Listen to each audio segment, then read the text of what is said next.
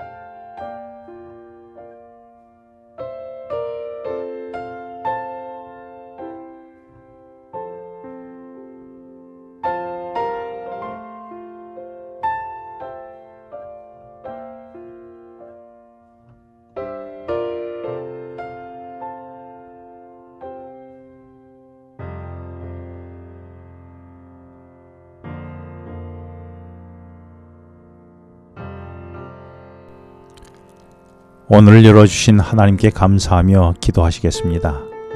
하나님 아버지, 오늘 주신 하나님께 감사를 드립니다. 이 시간 주님께서 말씀하시고자 하시는 음성이 제 귀에 들리도록 제 마음을 열어주시옵소서. 예수님의 이름으로 기도합니다. 아멘.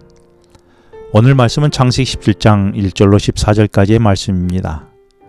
이제 아브라함의 나이가 99세요 사라의 나이가 89세가 되었을 때에 하나님은 다시 아브라함을 찾아와 자신을 전능하신 하나님이라고 말씀하시며 행하여 완전하라고 말씀하십니다. 그리고 아브라함의 이름을 그동안 아브라함에서 아브라함으로 개명해 주십니다. 이후 하나님은 아브라함에게 아들이 생길 것과 번성하여 한 민족을 이룰 것을 언약을 세워 약속하십니다. 그리고 언약의 표로 남자들은 할례, 즉 오늘날로 이야기하면 포경수술을 하여 표피를 베어 제거하도록 지시하신 것이 오늘의 말씀 내용입니다. 오늘 본문을 통해 하나님은 수천 년이 지난 오늘 우리에게 어떤 말씀을 전하고 싶으셨을까요? 먼저 하나님은 99세가 된 아브라함과 89세 된 사라에게 나타나셔서 자신을 1절에 전능하신 하나님이라고 소개합니다. 그러면서 4절과 5절에서 두 번이나 반복하여 여러 민족의 아버지가 될 것이라고 말씀하십니다. 누가 봐도 자식을 낳을 수 없는 나이임에도 하나님은 여러 민족의 아버지가 되겠다고 말씀하신 것은 쉽게 이해할 수 없는 상황입니다. 오직 이해될 수 있는 것은 그 하나님이 전능하신 하나님이라고 말할 수밖에 없는 것입니다. 이 말은 인간적인 수단이 모두 사라지고 도무지 사람의 힘으로 성취될 수 없는 상황에 유일하게 하나님만이 하실 수 있다는 표현이 되는 것입니다. 이 말은 전능하신 하나님이라면 100세의 노인이 90세의 노인이 아이를 임신할 수 있다고, 낳을 수 있다고 하는 말이기도 합니다. 이 하나님이 우리의 하나님이 되기를 기도합니다. 오늘 내게도 불가능하다며 포기한 것이 있을까요? 우리는 포기한 일일 수 있지만 하나님은 포기하지 않으십니다. 이때 이루어진 일은 전적으로 하나님께서 하신 일일 수밖에 없는 것입니다. 오늘날도 하나님은 아무것도 할 수 없는 일을 아무것도 할 줄 모르는 우리를 택하여 일하십니다. 그 이유를 고린도전서 1장 29절에 이는 아무 육체도 하나님 앞에서 자랑하지 못하게 하려 하심이라고 말씀하십니다. 그래서 오직 전능하신 하나님만이 할 수 있음을 찬양하게 한 것입니다. 또한 하나님은 1절에서 아브라함에게 너는 내 앞에서 행하여 완전하라고 말씀하십니다. 이 말의 의미는 지금 아브라함이 완전하지 않다는 이야기일 것입니다. 앞서 16장에서 아브라함은 하나님의 약속을 기다리지 않고 하갈을 통해 이스마엘을 낳았는데 그것은 하나님 보시기에 완전하지 않은 행동의 모습이었습니다. 그때가 아브라함의 나이 86세였는데 이후 13년간 하나님이 침묵하시다가 17장에서 99세 때에 하나님은 아브라함에게 오래간만에 나타나신 것입니다. 아브라함은 하나님의 밤하늘의 무별과 같이 수많은 상속자를 주겠다고 했지만 약속을 기다리지 못하고 하갈을 통해 이스마엘을 낳았습니다. 그러면서 최선은 아니지만 차선이라며 자기 합리화를 했을 것입니다. 하나님을 신뢰하지 못하는 아브라함의 모습에 하나님은 답답하고 안타까우셨을 것입니다.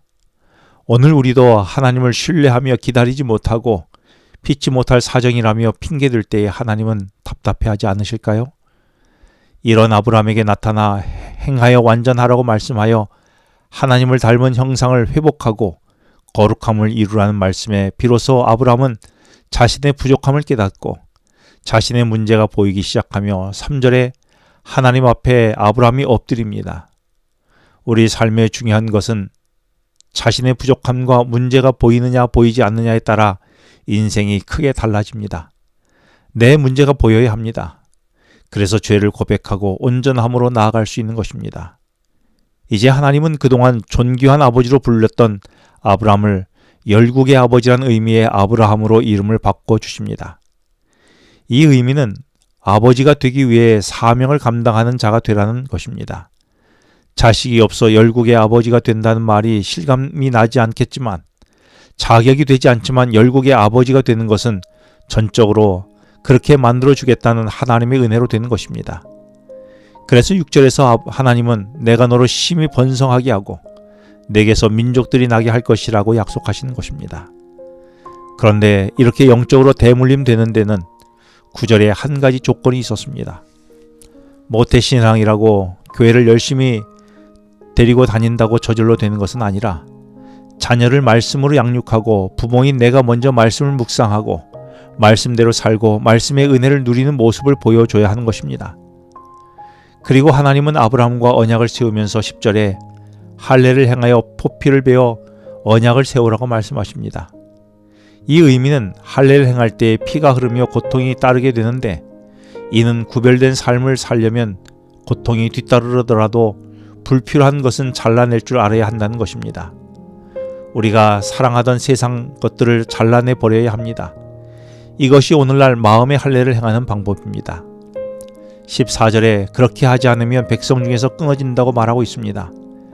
이는 할례의 흔적, 예수의 흔적이 없으면 믿음의 공동체로 살아갈 수 없다는 것입니다. 사소한 우리 주변의 영적 삶에 방해가 되는 것들의 포피를 잘라버리는 것이 영적 공동체로 살아가는 데 매우 중요한 것입니다. 그리고 완전함을 행하는 첫 걸음인 것입니다. 함께 기도하시겠습니다. 전능하신 하나님, 불가능을 가능케 하시는 주님을 믿게 하여 주시고 내 방법으로 하나님의 약속을 뛰어넘지 않게 하여 주시옵소서. 하나님과의 언약을 세우고 이루기 위해 그동안 세상 중심으로 관계를 맺던 것들을 과감히 표피를 베어 제거하는 용기도 허락하여 주시옵소서. 예수님의 이름으로 기도합니다. 아멘. 지금은 개인 기도 시간입니다. 오늘 주신 말씀을 묵상하면서 주어진 기도 제목과 개인 기도 제목을 놓고 기도하시겠습니다.